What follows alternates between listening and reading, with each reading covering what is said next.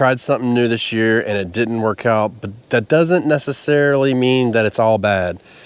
I mean, the question is, should I do it again this year? We're going to talk about peanuts in particular, but first I want to show you what's going on in the greenhouse, some of the seedlings and stuff, and I want to show you also how fast a pest can spread. All right, we got a lot of stuff going on in here. Today is the perfect day for the greenhouse. Right here we have all of our kohlrabi, and you see how it got a little leggy? So we came through and we've trimmed everything out, and that's because we had the shade cloth up a little too long, but everything's coming along nice. We're starting to get some true leaves, and as the sun is able to come through this roof better, we'll be able to get more. And then we have our rutabaga over here that are just getting started, and these I'm doing specifically just to grow in the greenhouse only. So they're going to go from seed to harvest in the greenhouse.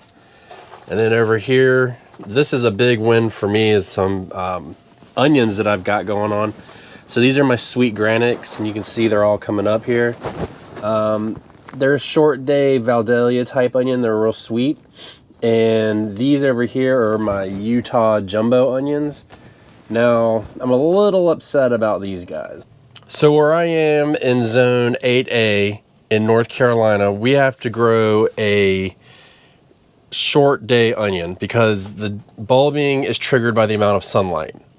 So I go online and I start looking for short day onions. Granix is #1. So, you know, obviously we're going to grow as much of that as we can. But then I start looking around and I don't find a lot of short day onions. So I say, okay. So then I find intermediate day onions, which can be kind of hit or miss in our area. So I bought them, and then when I bought the Utah jumbo onions, that's a super long name, they were saying that, you know, they'll do fine in a short day. And then as I start doing more research, go to more companies, I'm like, damn, they're not going to do good. There's not enough sunlight down here during the day in the summertime or even the spring to trigger that bulb production. So we're going to run them and see what they do. But, you know, I don't expect a whole lot out of them. It doesn't hurt. I've already got them started. I'm not going to scrap them, so I can put them in a spot, you know, and just kind of see what we can get out of them. Started a tray of spinach here, and it was really warm, and spinach doesn't like to germinate when it's warm, and we just yesterday got one to pop. So I am curious to see how much does or doesn't come out of this tray. It can be kind of difficult for us because of the way our falls are to get them to grow. But we'll see what happens. I mean, once one pops, you know, the rest should be right behind it. These cooler days should help with that. And the greenhouse, this is the time of year for the greenhouse. It's perfect. It's, you know, we're getting cool days. I can open the door. It'll warm up a little bit. And because I put those 2 water tanks in there, I'm getting, last year I was at about 1 degree or 2 warmer at night. And now I'm at 5 degrees warmer at night, which is a big difference in my area. Because, you know, a lot of times, we may get, I mean, we can get into the teens, but generally it's like 25 or so. And so if you add 5 to it, you're barely below freezing at that point. And we put our onions on top of them too, because it'll keep them warmer at night, because that's where the heat radiates from. So it's kind of a win-win on that one. And we're going to try and grow. I have more onions growing in the house, but I want to see how well those do in the greenhouse only and see if we can actually get them to go. Let's check on this pest situation here. Now my question to you is, at what point do you decide to treat for a pest in your garden?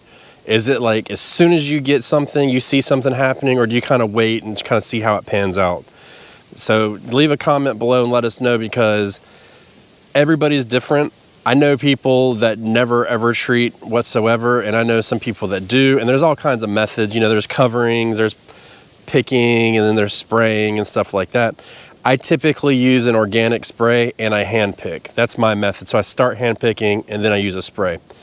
But the other day, 2 days ago, I came out here and this broccoli and this collard plant had like no issues. And now check it out. 2 days. That's it. And I mean, they just tore it up, man. They came out and just ate through it. It wasn't even 2 days. This was 1 day. Look at all the holes that they chewed through it. That's crazy. Luckily, it didn't spread to the whole garden, so we were able to treat it. We did treat the whole garden because, you know, once you get it in one section, you get it in another. But 2 days is all it took to eat all that up. It's insane. It's totally crazy. But this year, we tried to grow peanuts, and I said I was going to do a video showing you the harvest, and unfortunately I didn't do it because we had a hurricane coming and I just didn't have time. I had to get like my stuff ready and all that, but I don't want to have this saga end without me telling you what happened. So this is the bed that I grew in. This is the bed that I grew in, and I grew from about these Brussels sprouts over with peanuts. And I did 2 things on top of that. I started some inside and planted them from here over, and then from here over, I direct seeded. And so that was one thing. You gotta remember, where I am, there are a lot of people that grow peanuts. And I don't mean like home gardeners or homesteaders or anything. I'm talking about like big farms and stuff. Like North Carolina is pretty good for peanut growing, especially on the East Coast where we are. So I knew that I could grow them. And one thing that I learned was there's no need to really start them inside. You can direct sow them. So I direct sowed them, and they grew faster than the ones that I started inside. So that was good. And plus they're super easy to start. I mean, the seed's so small, or so big, excuse me, that it's just easy to grab and go. When it comes to growing them, this is the big thing that I learned. And unfortunately, well, you could call it convenience, but I just did a load of leaves yesterday or the other day and covered it up. And the plants were actually, they're in the bottom, composting. So I had done a lot of research, and did a lot of reading. And what I read was the plant, when you plant it, it's gonna send out pegs, right? Little spikes. And then that's gonna drill into the ground, and that's gonna cause the peanut. And that's about as far as I got in my research. Now, if you don't know me, when I decide in my head that I want to learn something, I go all in. And it's actually kind of an issue, because I just kind of get obsessive about it. So I read it and read it and read it and watch it and do everything I can. And so I did this with the peanuts, but when I read about the pegs, the way I envisioned it in my head was, I'm just going to use like this mustard or something to show you. It'll be easier. And again, this is how my mind works. It'll be easier to kind of show you.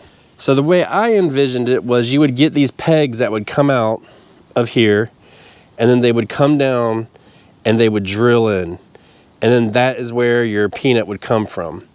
And so that was not the case. So what really happened was, as I grew it, see, I wanted to grow peanuts for 2 reasons. 1, I love peanuts, but 2, it's kind of one of those crops that you can kind of just let grow. And so that was the method that I took behind growing it. And what I didn't realize is that as the plants grew, they got long. And I don't want to say they grew vines, but they were getting longer and longer. And the spikes, or the pegs, came out of the actual, we're going to call it a vine because I don't know another term for it, came out of the vine. So when I came out here about 2 months before I harvested, I came out here and I just scratched in the ground, and I was like, oh, okay, cool. I see a couple peanuts. We're good. We're golden. So I knew at that point, like, I don't need to check it anymore. Well, then I come out and I go to harvest it, and I pull up a plant, and there was no peanuts on the bottom. And so I pull another plant. There's no peanuts on the bottom. So then I'm like, well, what's going on? So then I moved to the section that I direct sowed, and I pulled it up. And when I pulled it up, one of those vines was laying on the ground, and as I pulled it up, it looked like a medieval weapon. It just had these pegs and spikes going all down it, and at the end of one of them was a peanut. So then I realized, okay, that's where the pegs come from. So essentially what happened is I wasted this whole bed behind me from here to here for no reason. But was it no reason? Say it was not no reason. There was a reason behind it, because if I had come out here and simply laid those vines back in the bed that were growing over and all that, I would have had full of peanuts, hundreds and hundreds of peanuts all through here. And so it wasn't for no reason. I mean, I learned a valuable lesson. And am I going to grow peanuts again? Yeah, I'm gonna give it another shot. Am I gonna dedicate a whole bed to it? No, I am not gonna dedicate a whole bed to it. I'm probably gonna carve out a small spot in my garden and just kind of work that and just try and see, because the way I look at it is this. After everything that I planted in this garden this year, I'm gonna whisper because I don't want anybody else to hear me. In this garden this year, if I put one plant in there and grew it right, I would have gotten 4 times the amount that I harvested. Just think about that for a second. It took me one season to learn that lesson, to actually visually see that plant grow, to know what I did wrong, and then now I can come back and correct it. I can grow less and get more. That's a really important thing for me to acknowledge to myself. And maybe we should do that more often, like when we try new crops and they don't work out, instead of being like, screw it, I'm done. Why don't we just try and see, maybe we can hammer it out. Like if I wouldn't have seen the pegs coming out and the peanut on the bottom, cut it out. I would not have done it again. But I actually did see it, so it was a good lesson learned. If you thought that was a good lesson learned, why don't you give us a subscribe, and we will see you next time.